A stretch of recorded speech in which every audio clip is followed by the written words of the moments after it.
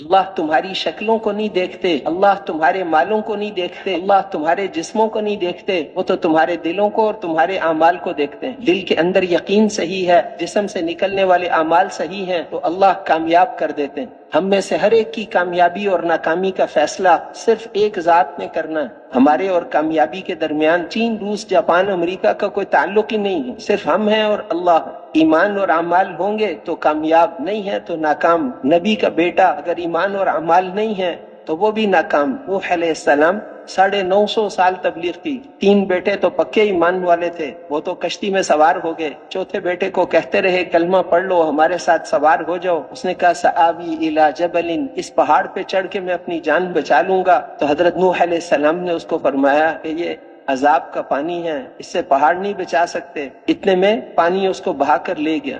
اب نوح علیہ السلام نے دعا کر دی کہ اے اللہ، آپ کا وعدہ تھا تیرے اہل کو بچاؤں گا، گھر والوں کو بچاؤں گا، یہ بھی میرے اہل میں سے ہے۔ ایک جملہ بھی کہہ دیتے کافی تھا، لیکن اللہ نے اس وقت 4 جملے فرمائے۔ یا نوح انہ لیس من اہلک، اے نوح یہ آپ کے اہل میں سے نہیں ہے، انہ عمل غیر صالح، اس کے عمل ٹھیک نہیں ہے۔ پھر آگے بہت سخت جملے کہا کہ ایسی چیز کا سوال نہ کرو جس کا آپ کو پتہ نہیں، ایسا نہ ہو کہ تم بھی ان کے ساتھ ہو جاؤ۔ اب نوح علیہ السلام بہت روئے کہ اللہ معاف کر دے، میں نے آئندہ کبھی دعا نہیں، کیوں دخل دیا ہمارے کام میں؟ قیامت کے دن بھی لوگ ان کے پاس جائیں گے کہ ہماری سفارش کر دو، تو وہ کہیں گے کہ میں نے ایک دعا مانگی تھی بیٹے کے لیے، مجھے تو آج اپنا فکر لگا ہوا ہے آج میری بخشش ہوگی یا نہیں، میں کسی کی سفارش نہیں کر سکتا۔ دعا کیوں مانگی تھی؟ اللہ تو ایمان اور اعمال کو دیکھتے ہیں۔ حجۃ الوداع کے خطبے میں جب اللہ نے آپ کا معجزہ ظاہر کیا، 2 میل دور والا بھی حضور صلی اللہ علیہ وسلم کی آواز کو ویسے ہی سنتا تھا جیسے سامنے والا، لاؤڈ اسپیکر نہیں تھا، اس کے بغیر اللہ نے آپ کا معجزہ لوگوں کو دکھایا۔ اس خطبے میں آپ نے فرمایا تھا کہ اے لوگو، تم ایک رب کے بندے ہو اور ایک باپ کی اولاد ہو، کسی گورے رنگ والے کو کسی کالے پر کوئی فضیلت نہیں، اور کسی کالے رنگ والے کو کسی گورے پر کوئی فضیلت نہیں، اور کسی گندمی رنگ والے کو کسی دوسرے پر کوئی فضیلت نہیں، اور کسی عربی کو کسی عجمی پر، اور کسی عجمی کو کسی عربی پر کوئی فضیلت نہیں۔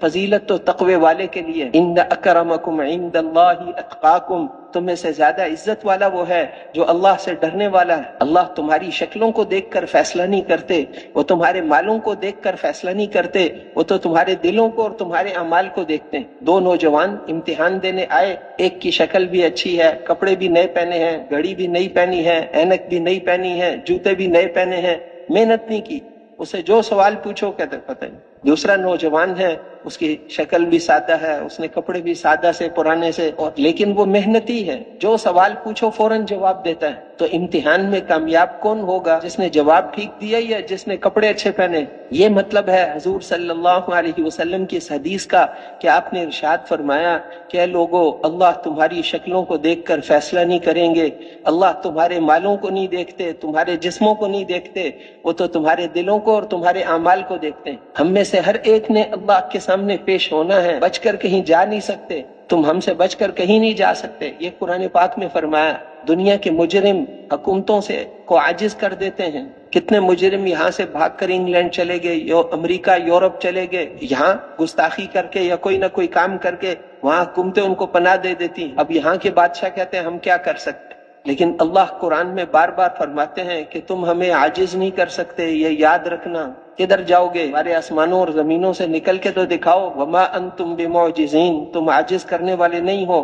ہم میں سے ہر ایک نے بنفس نفیس اللہ کے سامنے کھڑے ہونا ہے، اور ہمارے اور اللہ کے درمیان کوئی ترجمان نہیں ہوگا۔ وہاں ہر آدمی عربی بولے گا، پشتو والا بھی، عربی والا بھی، اردو والا بھی، وہاں سب، کیونکہ اللہ فرمائیں گے اپنا اپنا نامہ اعمال پڑھ لو، اقرأ کتابک، اپنا اپنا نامہ اعمال پڑھ لو۔ نامہ اعمال تو عربی میں لکھا ہوا ہے، سب کو عربی آ جائے گی۔ ہمارے اور اللہ کے درمیان کوئی ترجمہ کرنے والا نہیں ہوگا، براہ راست اللہ کو جواب دینا ہے۔ ان وعد اللہ حق، اے لوگو اللہ کے وعدے یقیناً سچے ہیں، یہ دنیا کی زندگی تمہیں دھوکے میں نہ ڈال دے، اور یہ پکا دھوکے باز شیطان تمہیں دھوکے میں نہ ڈال دے۔